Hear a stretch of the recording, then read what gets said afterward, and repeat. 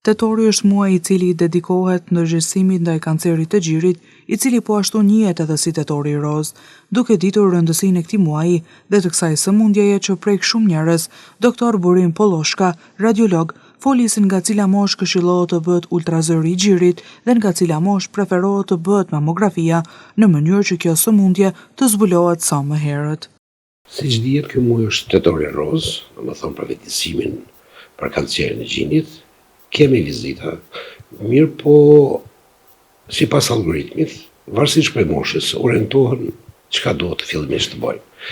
Gratë cilat janë për moshën 40 vjeçare, 40, fillimisht duhet bëhet mamografia sepse është standardi i artë ndërkombëtar. Ato në moshën 40 vjeçare preferohet me ultrazo ose në moshën 35 vjeçare. Ekzaminimi i parë është ultrazoni.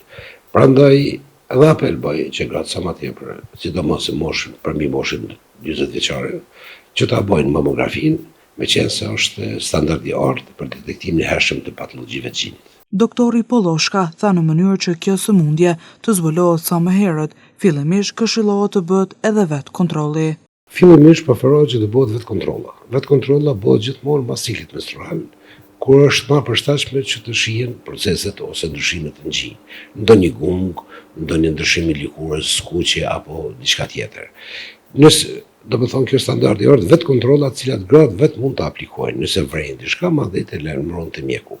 Nëse ndonjë grua në moshë të re dyshon për ndonjë simptom të kancerit të gjirit, doktori Polloshka shtoi se më preferuara do të ishte kontrollimi përmes rezonancës magnetike sesa përmes mamografisë.